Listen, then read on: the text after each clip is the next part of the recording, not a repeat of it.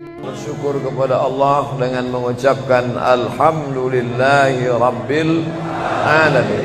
Berselawat kepada Rasulullah dengan mengucapkan Allahumma salli ala Sayyidina Muhammad wa ala ali Sayyidina Muhammad. Allahumma salli wa sallim wa barik alaih. Yang sama-sama kita hormati Bapak Ketua beserta seluruh pengurus Masjid Al-Qalam, hadirin hadirat, muslimin muslimat, alim ulama, sedik pandai, tokoh masyarakat. InsyaAllah kita semua dimuliakan Allah Subhanahu wa ta'ala. Amin ya rabbal alamin. Judul kita subuh ini sebagaimana tertulis, untuk apa kita hidup. Itulah agaknya yang dibicarakan ibu-ibu di atas sampai ribut betul. Untuk apa kita ini hidup? Pertanyaan ini tidak bisa dijawab oleh akal manusia. Makanya Sokrates, seorang filosof dulu Yunani, berkata, untuk menjawab mengapa kita hidup, perlu hidup 500 tahun lamanya. Tak cukup umur berpikir untuk apa kita hidup. Sampai akhirnya karena tidak sanggup akal itu menjawab, maka diutuslah Nabi Muhammad sallallahu alaihi wasallam. Mata saya hanya bisa melihat apa yang ada dalam masjid ini saja. Saya tak tahu berapa banyak jamaah di luar. Maka karena mata ini terbatas, saya ini manusia yang lemah. Telinga juga hanya bisa mendengar apa yang dibicarakan sekeliling dan atas saja. Apa yang dibicarakan orang di luar sana saya tak tahu. Maka saya manusia yang lemah. Akal juga begitu, tidak bisa menangkap saya ini habis mati nanti mau kemana. Maka saya manusia lemah. Allah Maha tahu, maka dia kirimlah salah satu makhluknya ingin menjelaskan kau untuk apa, sedang di mana dan akan kemana. Dan makhluk itu bernama Nabi Muhammad sallallahu alaihi wasallam. Untuk apa hidup? Langsung dijawab, wa ma khalaqtul jinna wal insa illa liya'budun. Tidak ada makhluk yang kuciptakan, baik jin maupun manusia, kecuali untuk beribadah. Cara beribadahnya bagaimana? Langsung dijawab, wa ma arsalnaka illa rahmatan lil alamin. Bagaimana cara perbuatannya? Langsung dijawab, laqad kana lakum fi rasulillahi uswatun hasanah. Maka Al-Quran itu menjawab pertanyaan-pertanyaan. Yas'alunaka 'anil mahid, mereka bertanya kepadamu tentang perempuan haid. Qul huwa adza, katakan itu kotor, tidak baik. Yas'alunaka 'anil yatama, mereka bertanya kepadamu tentang anak yatim. Yas'alunaka 'anil khamri wal maisir, mereka bertanya kepadamu tentang khamar dan judi. Yas'alunaka madza yunfiqun, mereka bertanya kepadamu apa yang mesti mereka sedekahkan. Yas'alunaka 'anil ruh, mereka bertanya kepadamu tentang ruh. Qulir ruhu min amri rabbi, katakan ruh urusan Allah Subhanahu wa ta'ala.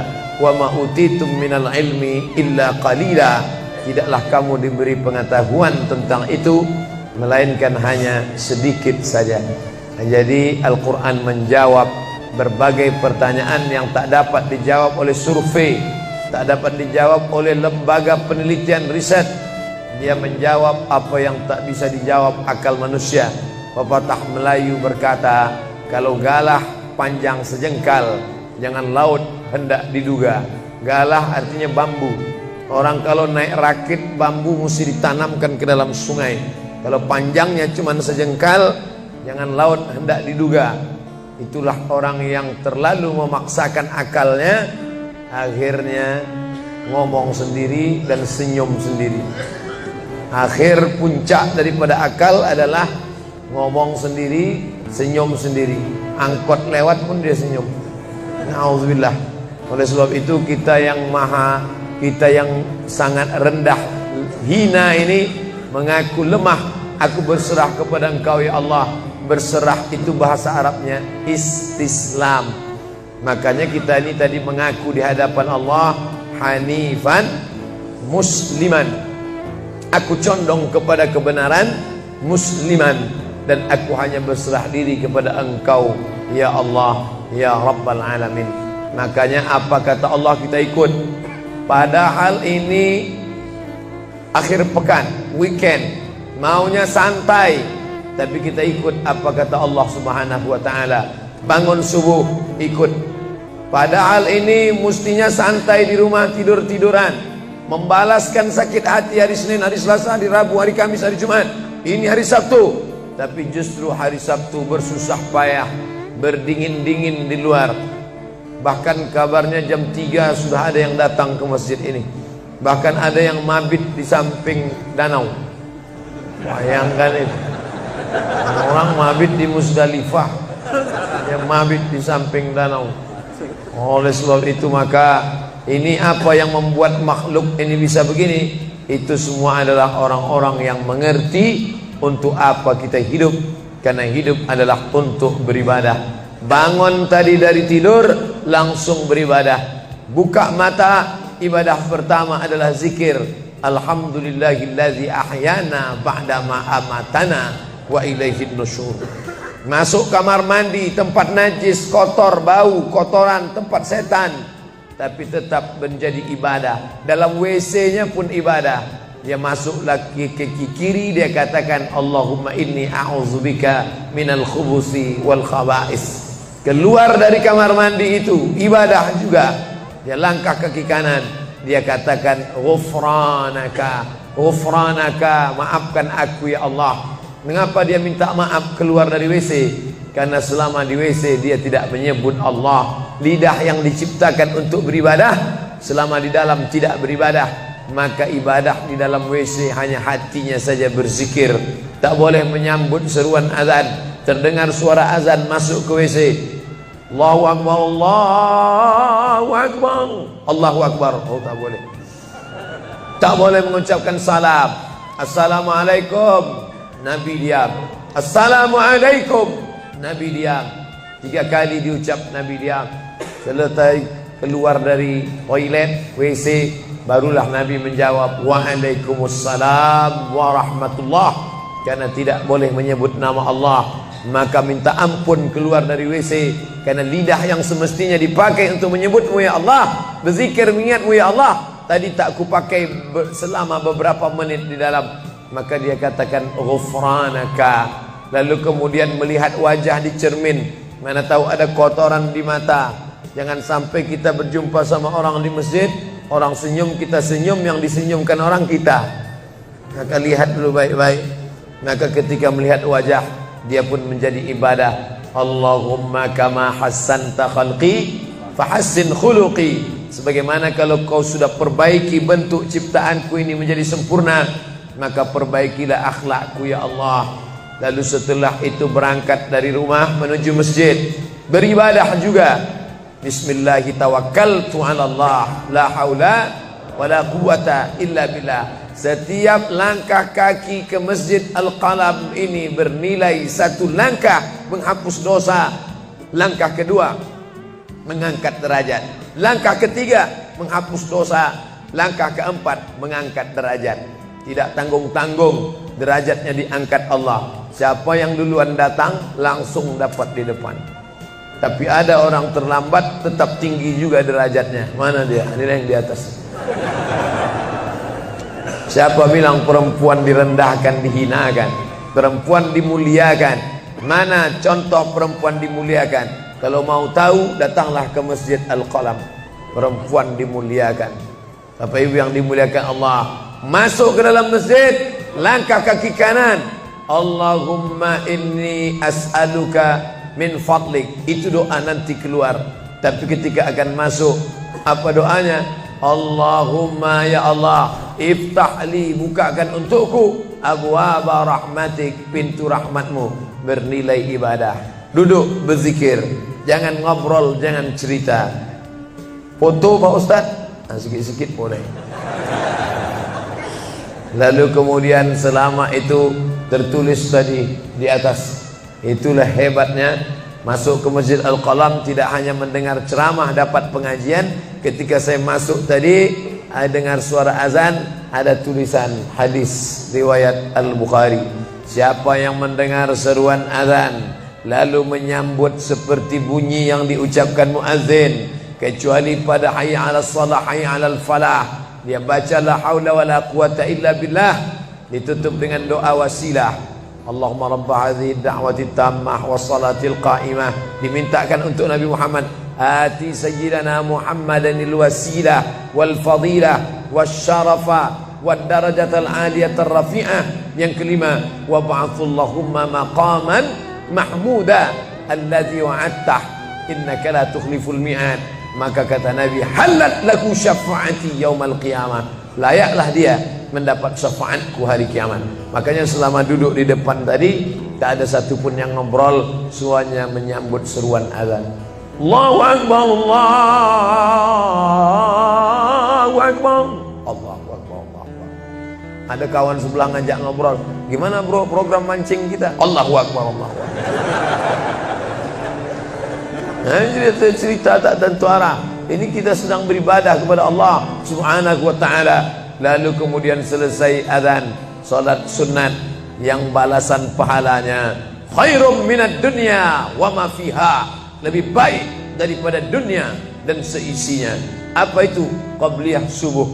Sampai-sampai andai terlambat qabliyah subuh, tetap boleh dilaksanakan setelah subuh. Habis salat subuh barulah dilaksanakan qabliyah subuh. Tapi kalau sudah sama-sama ngaji, tapi kalau nanti pulang kampung, justru sekarang orang di kota ngaji, di kampung tidak ngaji. Zaman dulu di kampung ngaji, di kota tidak ngaji. Sekarang dunia sudah mau kiamat. Di kampung orang ngaji, di kampung orang tidak ngaji. Kenapa? Parabola masuk desa. Oleh sebab itu, maka kalau di kampung itu tidak ada pengajian, mereka tidak tahu bahwa qabliyah subuh diganti setelah subuh. Nanti pas mau bulan puasa pulang kampung, jangan qabliyah subuh setelah subuh. Karena nanti begitu mereka lihat, loh apa tuh? Sejak tinggal di Bekasi ikut aliran sesat. Dan dia tidak tahu bahwa sholat qabliyah subuh itu jangan sampai tinggal. Andai tertinggal, tetap dilaksanakan setelah sholat subuh. Ayatnya diatur. Ayat pertama, qul ya ayyuhal kafirun. Ayat yang kedua, qul huwallahu ahad, Allahu samad, lam yalid wa lam yulad wa lam yakul lahu kufuwan ahad. Andai masuk ke dalam masjid, kebetulan jamnya langsung nampak kelihatan, iqamat tinggal 2 menit lagi, iqamat 2 menit, tak mungkin sholat 4 rakaat. Pilihannya tahiyatul masjid atau qabliyah, qabliyah atau tahiyatul masjid. Kalau melaksanakan tahiyatul masjid tidak dapat qabliyah. Tapi kalau melaksanakan qabliyah, automatically dapat tahiyatul masjid. Oleh sebab itu, andai terlambat, waktu tinggal 2 menit, maka laksanakanlah qabliyah subuh. Tapi jangan gara-gara ini terlambat terus. Yang paling afdal cepat datang. Apa kata jamaah? Yang lambat kan ustaz, kami cepat datang. Bapak-ibu yang dimuliakan Allah Subhanahu wa ta'ala, selesai itu salat subuh. Kalau qabliyahnya lebih baik daripada dunia dan seisinya, apalagi salat subuhnya. Begitulah.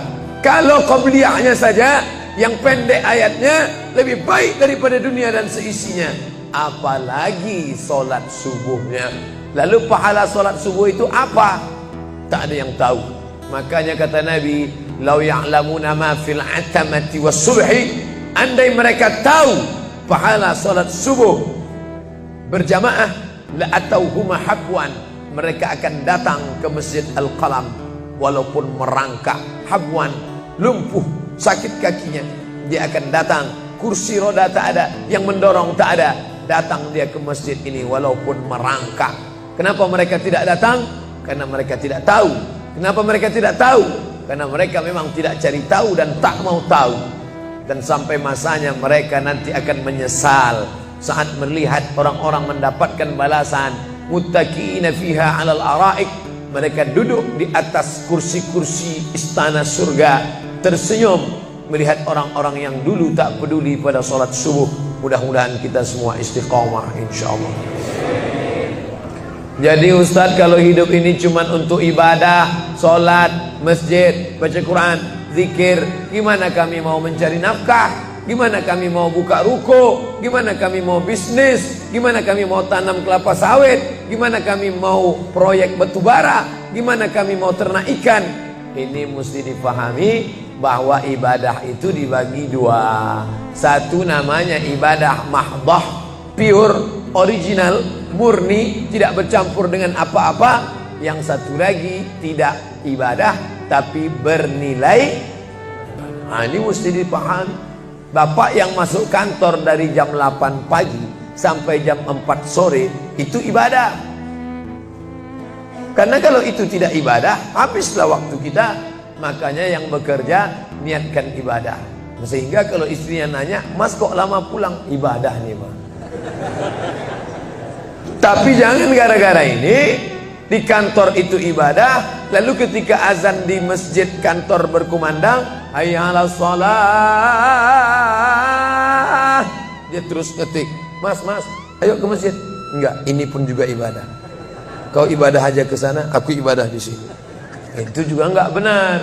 Karena ibadah itu dibagi dua. Satu yang murni, pure, tidak bercampur dengan apapun, namanya ibadah mahdhah. Salat, baca Quran, zikir, iktikaf. Tapi ada satu lagi tidak ibadah, tapi kalau diniatkan dia bernilai ibadah.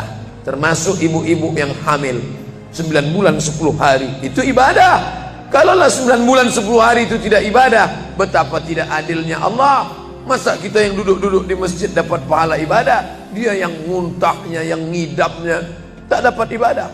Tadi malam begitu sampai di airport langsung SMS masuk, "Ustadz, keluar dari pintu berapa? Ini ada perempuan ngidam mau ketemu." Saya keluar dari pintu 4, kami sudah standby di pintu 4. Lantai berapa? Lantai paling atas. Oke. Sampai di sana lihat perempuan tidak pakai jilbab, pakai celana jeans. Saya udah mau marah. Ini kenapa? "Mohon maaf Pak Ustaz, non muslim." Astagfirullah. Rupanya non muslim hamil ngidam mau jumpa Ustaz Somad. Mudah-mudahan anaknya jadi anak soleh. Biasa. Allahu Akbar.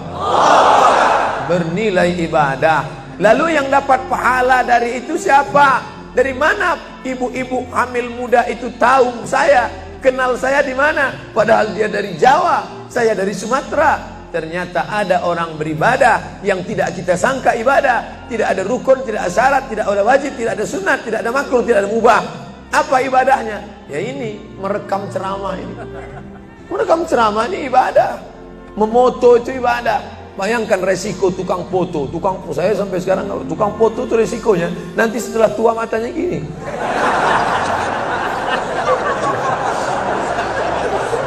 Tapi kalau mereka niatkan ikhlas untuk ibadah, maka insya Allah sehat walafiat. Ini sampai sekarang yang banyak moto-moto ustadz itu mana ada matanya tetap aja sehat.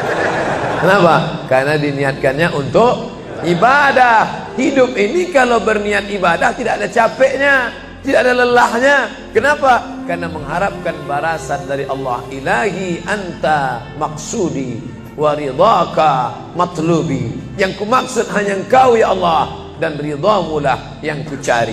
Suatu ketika saya sampai di sebuah kabupaten kota, saya tanya ke Pak Bupati, "Pak, ya, kenapa Bapak buat pengajian untuk PNS hari Kamis pagi?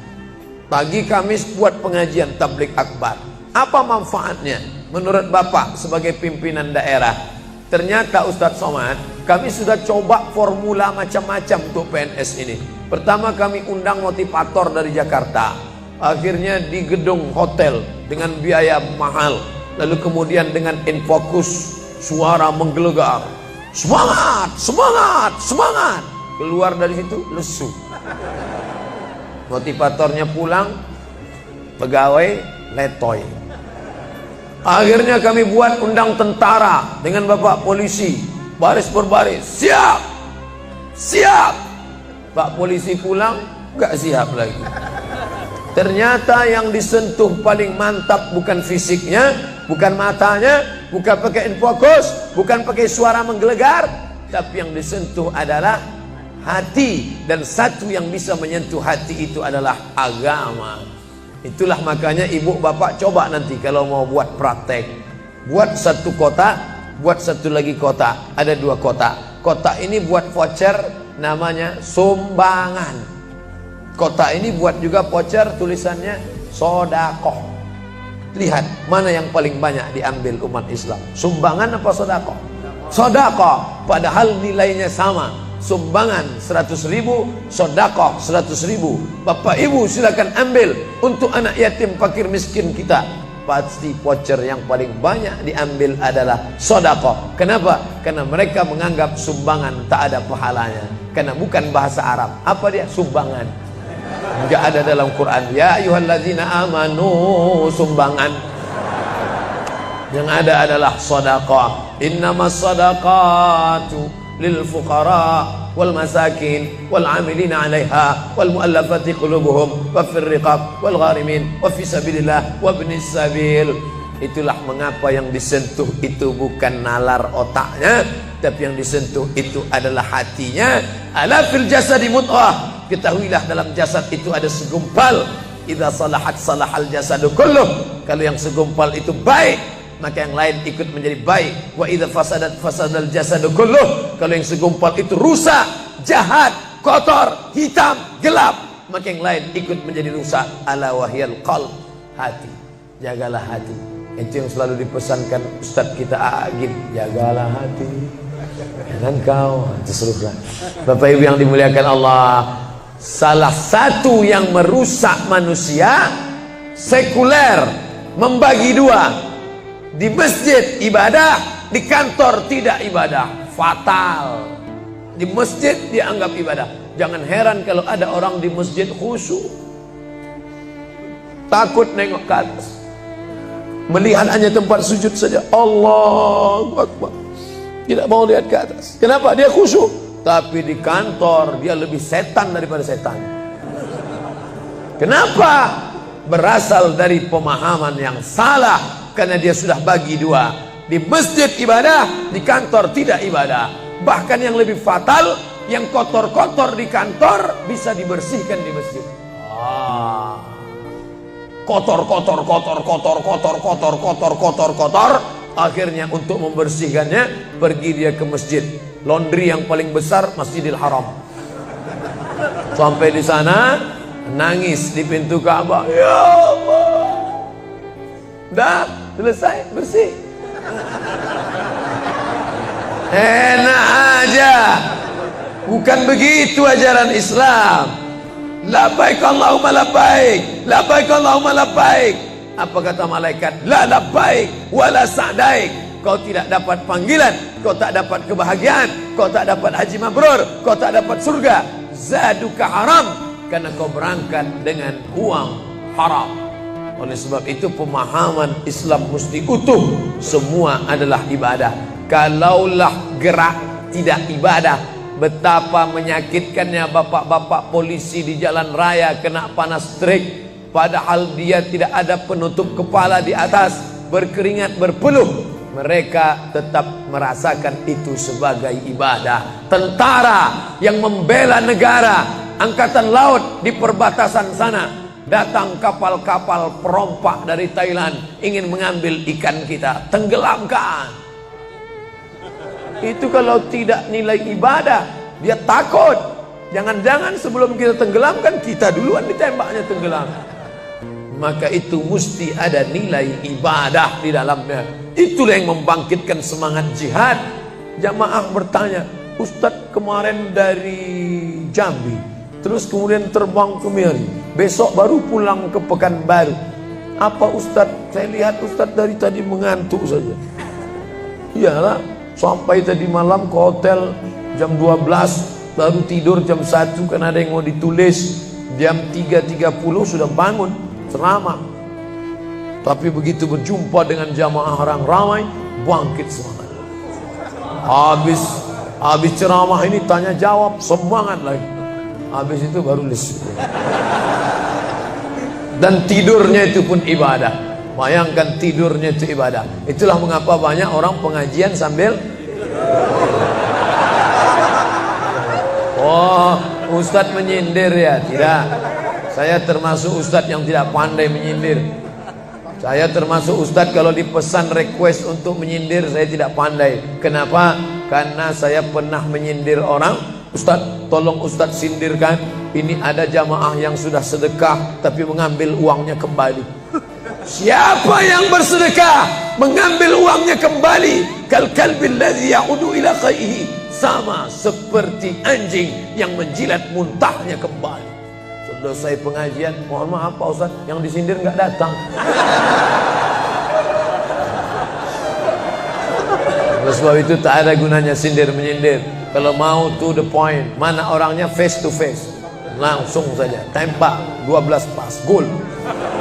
Bapak Ibu yang dimuliakan Allah, maka mesti dipahami dengan benar. Di Masjidil Haram ibadah, di rumah pun kau ibadah. Istri yang dari mulai pagi memasakkan suami, dibantu oleh pembantu membuatkan minuman, membesarkan anak, menyusukan anak 2 tahun lamanya, melahirkan, meregang nyawa ibu melahirkan anak, ibadah.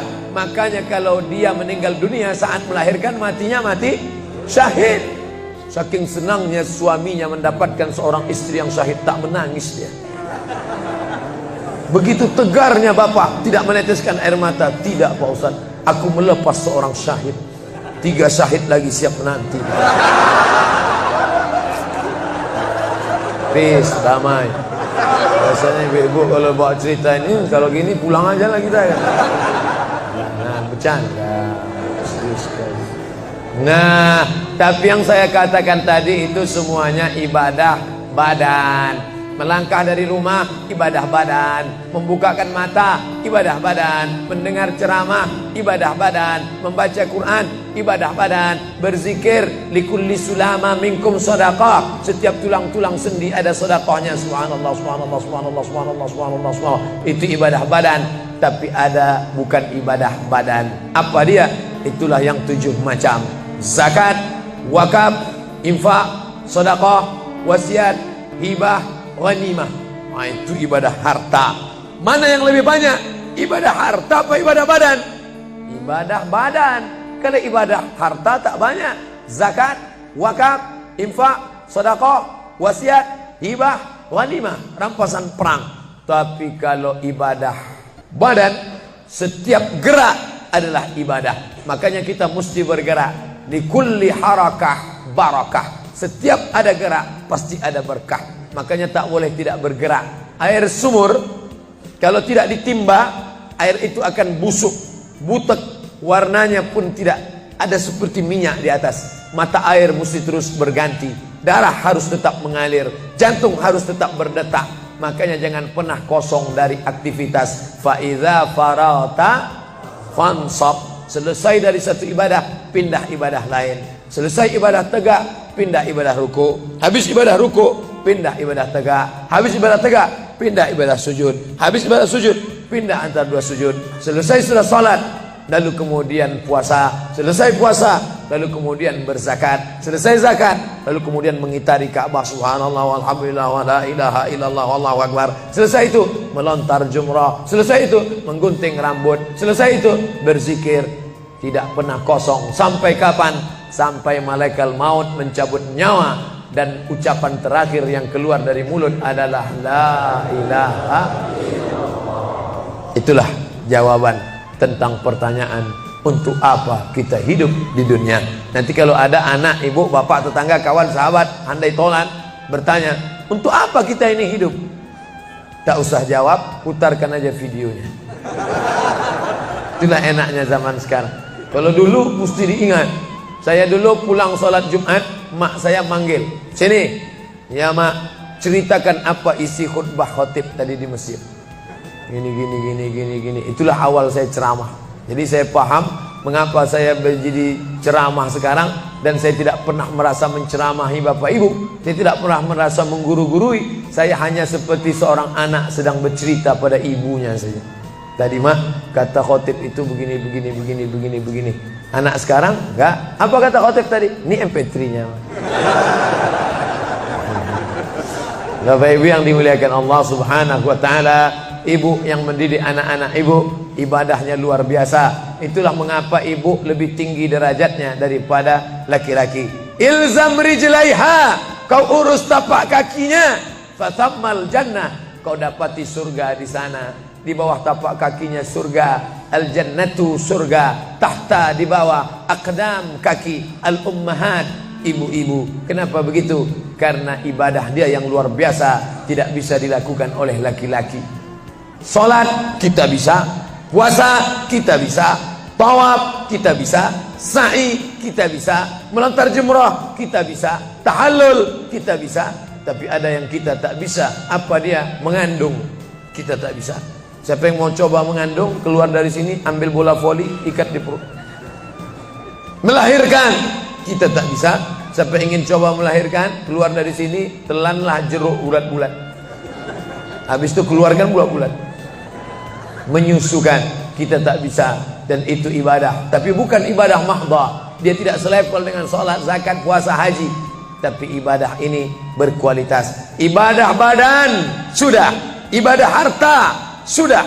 Ada ibadah yang terakhir, yang ketiga. Kalau ibadah badan berkeringat, lelah, capek. Ibadah harta, duit habis.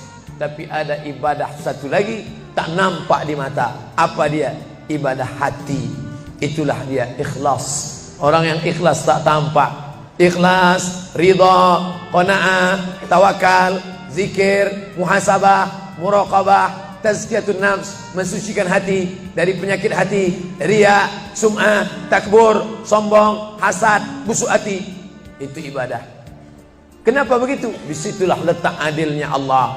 Man bana masjidan, siapa yang bangun masjid, banallah mislahu baitan fil jannah, dibangunkan Allah untuknya satu istana di dalam surga. Bapak ibu yang ikut membangun masjid ini, mudah-mudahan diberikan Allah Ta'ala balasan melimpah ruah. Kami nggak bisa Pak Ustaz, jangankan bangun masjid, buat rumah kami aja kami nggak bisa. Allah Maha Adil. Kalau kau tidak bisa dengan ibadah harta, maka engkau dengan ibadah tangan. Apa dia? Ikut gotong royong masjid. Nampak ada pembangunan masjid, ikut ngecornya, pasangnya. Tapi dengan syarat menyelesaikan masalah. Jangan buat masalah.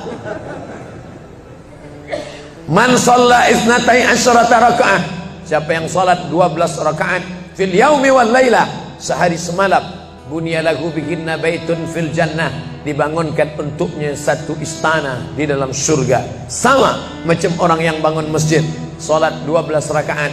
Kamu bisa bangun masjid? Bisa. Bagus. Kamu? Saya nggak bisa. Amal saya apa? Tenang, ada amal. Allah Maha Adil. Salat 12 rakaat.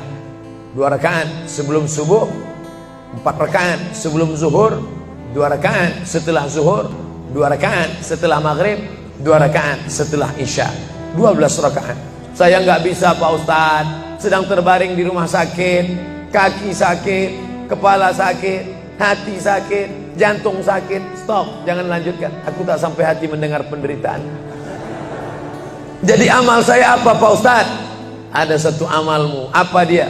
Ridha, menerima takdir Allah Subhanahu wa ta'ala. Sakit Pak? Tidak. Kenapa? Sakitku hilangkan hatiku ridha. Man lam yasbir bibalai, siapa yang tak sabar dengan bala ujianku, walam yarda bi qada'i, yang tak ridha dengan takdirku, falyatlub rabban siwaya, carilah Tuhan selain aku. Kau sabar, kau ridha menerima itu. Apa balasannya? Lebih hebat daripada balasan orang yang bangun masjid, lebih besar daripada balasan 12 rakaat salat. Innama yuwaffas sabiruna ajrahum bighairi hisab. Orang yang sabar itu balasannya bighairi hisab, tak dapat dihitung, tak dapat dikira, unlimited. Begitulah Allah Maha Adil. Untuk apa kita hidup? Hidup untuk beribadah. Ibadah apa yang kita lakukan? Ibadah badan, ibadah harta, ibadah hati. Yang sudah melaksanakan tiga-tiganya, alhamdulillah. Yang baru melaksanakan satu, tambah. Yang satu pun belum, innalillah. Masjid ini besar. Kadang kita bangga masjid besar, rupanya APBN, anggaran pendapatan belanja negara. Bangga kita masjid megah, rupanya APBD, anggaran pendapatan belanja daerah. patutlah masjidnya di tengah hutan, karena di situ tanah yang murah. Akhirnya pemukiman masyarakat jauh, masjid di tengah jalan, masjid di tengah perjalanan luar kota, jauh dari pemukiman masyarakat. Masuk kita ke dalam, tai kambing yang ada di dalam. Tapi masjid ini megah, mewah, 2 lantai, lengkap dengan kubah yang besar. Ini swadaya masyarakat. Saya tahu ini dari mana? Jamaahnya cerita. Kalau tidak, mana saya tahu. Ini masjid ini asli swadaya Pak Ustaz. Lama membangunnya Pak? Enggak lama, sebentar saja. Sebentar saja, sekejap langsung terkumpul 7,6 miliar uang. 7,6 M. Itu kalau dibelikan cendol berenang gitu. Bayangkan itu. Bisa terkumpul masyarakat. Padahal ibadah yang paling berat, ibadah harta ini. Banyak orang kalau diajak iktikaf, banyak. Ayo kita iktikaf, ramai. Ayo kita zikir ke Az-Zikra, ramai. Jangan lupa besok zikir ke Az-Zikra hari Ahad pertama, sekaligus acara live Damai Indonesia ku TV One bersama Ustadz Abdul Somad LCM. Tapi ada ibadah yang berat. Apa dia? Ibadah harta. Banyak orang ketika diajak muhasabah zikir malam, ya Allah, banyak dosa kami ya Allah, tapi dia susah menangis, meneteskan air mata. Tapi begitu lewat kota infak, memang menangis. Tak sampai hati melihat Bung Karno keluar dari dompet. Lewat kotak sodako infak, lama membuka dompet mencari Patimuran. Nauzubillah. Mudah-mudahan kita tak termasuk golongan yang bakhil ini. Kenapa? Karena setan selalu asyaitan, setan ya'idukumul faqra, membisikkan kepakiran. Jangan beri, jangan beri, jangan beri, nanti kau susah, nanti anak kau tak makan, nanti kau dikeluarkan kerja, kau makan apa, nanti kau mau beli rumah, nanti kau mau beli tanah, nanti kau mau beli mobil, nanti kau mau beli cincin, nanti kau mau beli kamera, nanti kau mau ganti HP, uangmu tak ada. Setan selalu berbisik-bisik. Lawan setan itu. Qul a'udzu birabbinas, malikin nas, ilahin nas, min syarril waswasil khannas, alladzi yuwaswisu fi sudurin nas, minal jinnati wan nas. Hanya saja kalau yang berbisik itu setan, kita baca ayat kursi, insya Allah dia kabur. Ini yang berbisik ini kawan kita. Kita bacakan ayat kursi, hafal pula dia dari kita lagi. Tapi tak apa-apa, tetap aja bacakan. Allahu la ilaha illa huwal hayyul qayyum, la ta'khudhuhu sinatun wa la naum. Hembuskan ke wajahnya. Bapak Ibu yang dimuliakan Allah, setelah ibadah 3 ini kita lakukan, ibadah badan sudah, sholat subuh sampai melimpah ruah ke belakang. Saya dengar suara hati tadi, lapor, tenda sudah penuh, sudah melimpah ke jalan. Masya Allah. Ibadah harta sudah 7,6 M. Ibadah hati sudah, sabar, ridha, qanaah, tawakal. Tapi jangan lupa, datang merusak yang 3 ini, perkelahian, merusak ukhuwah Islamiyah. Masjid yang besar, kalau sudah kelahi di dalamnya, tinggal kelahi, tak lagi ada persatuan. Masuk masjid bukan baca doa pintu masuk masjid, malah masuk masjid ngelihat kira-kira dia di mana ya. Oh dia di sana, gua di sini lah. Oh di sini, dia di sini. Sampai akhirnya suatu hari terlambat, lupa ngelihat. Allahu Akbar, rupanya dia di samping. Jangan kelahi. Wa'tasimu bihablillah. Berpegang teguhlah dengan tali Allah. Tali Allah itu apa? Al-Quran dan Sunnah. Apalagi ulama, nggak ngerti Quran, nggak ngerti Sunnah, tanya ulama. Al-ulama warasatul anbiya. Wa'tasimu bihablillah, berpegang teguh dengan tali Allah. Wala tafarraqu, jangan berpecah belah. Coba lihat bunyi ayatnya. Andai ayat itu sampai bihablillah titik sudah cukup. Berpegang teguhlah dengan cara tali Allah, cukup. Mengapa ujungnya tetap ditutup? Wala tafarraqu, jangan berpecah belah. Karena banyak orang yang sudah baca Quran, sudah sholat, sudah puasa sunat, tapi hatinya pecah bercabang. Galah patah boleh disambung, kaca retak boleh direkat, hati rusak kemana obat akan dicari. Oleh sebab itu kalau ada fitnah-fitnah, tabayun, klarifikasi. Jangan suudzon. Ijtanibu katsiran minaz-zan. Kepengurusan masyarakat, jamaah, sayang kebersamaan rusak. Gara-gara apa? Gara-gara nila setitik rusak susu sebelanga. Gara-gara api di dalam sekam, ada kulit padi bertimbun, di dalamnya itu ada setitik api, tiba-tiba api menyala, akhirnya semua menjadi abu, dan abu dihembus angin, tak berkesan sama sekali. Hilang 3 ibadah. Ibadah badan hilang, ibadah harta hilang, ibadah hati hilang. Gara-gara apa? Berkelahi. Ingat, setan tak pernah berhenti. Inna syaitan, setan ya isa'an ya'budahul musallun. Setan kalau sudah melihat orang sholat, dia tidak lagi goda mereka untuk menyembah, sembahlah aku, sembahlah aku, sembahlah aku, sembahlah aku. Tidak. Tapi apa yang dia lakukan? Walakin fit tahrish, menanamkan permusuhan ke dalam hati orang yang sholat. Kejaga ini. Jangan kita bertengkar gara-gara masalah khilafiyah. Saya kalau jadi imam di masjid dekat rumah saya jadi imam, saya baca kunut. Dan imam-imam dekat rumah saya itu saya pesan harus baca kunut, karena saya berpegang mazhab Syafi'i. Tapi ketika sholat di Masjid Al-Qalam, saya tidak tahu jamaah di sini pakai kunut apa tidak. Saya tidak ingin merusak kebiasaan mereka. Mana tahu mereka ikut mazhab Hambali, mana tahu mereka Muhammadiyah, saya tidak tahu. Maka ketika diminta jadi imam, Ustaz jadi imam, batuk. Saya tak mau merusak, biarlah imam tetap saja. Rupanya imam di Masjid Al-Qalam tidak baca kunut, ya saya tetap ikut sholat. Apakah perlu saya ulang sholat saya? Tidak, sholat saya sah. Karena apapun ormasmu, apapun mazhabmu, mau NU, mau Muhammadiyah, mau Perti, mau Persis, mau Al-Irsyad, mau Jamaah Tabligh, mau FPI, mau mazhab Hanafi, mazhab Maliki, mazhab Syafi'i, mazhab Hambali, semuanya sepakat sholat subuh itu wajib.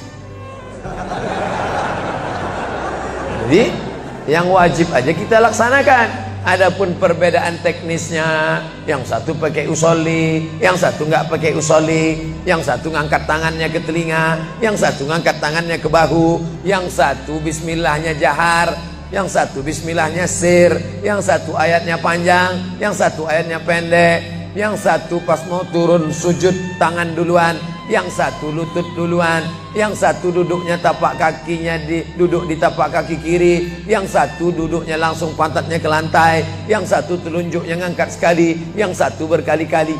Itu masalah teknis simple sederhana.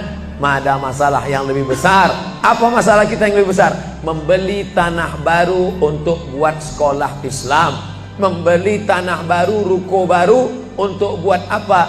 212 mat, kita mat. Orang Islam belanja di warung Islam. Alangkah indahnya, selesai acara sholat subuh bersama, pengajian bersama, selesai itu belanja beras minyak goreng bersama. Serbu. Sehingga bangkitlah ekonomi umat. Berapa pegawai bisa ditampung bekerja? Langsung membeli beras ke tempat-tempat tanaman masyarakat. Sehingga mereka tidak menjadi korban rentenir. Musim menanam diulur, kasih pinjaman pupuk, pinjaman tanah. Masa musim panen ditarik, mereka menjadi korban rentenir lintah darat. Disedot darah mereka sampai kering dan mati. Kita selamatkan dengan apa? Dengan market. Masjid punya market. Saya beberapa kali meresmikan market punya masjid di Masjid Raya Batam, Masjid Agung Batam. Itu di bawahnya ada super mini market untuk jamaah. Kemarin pulang dari Pulau Bintan, itu juga meresmikan di Dumai. Begitu juga. Nah, ini 212 Mart. Terserah namanya apa. Ada 212 Mart, ada namanya Kita Mart, atau bisa juga buat Somart. Nah, bisa.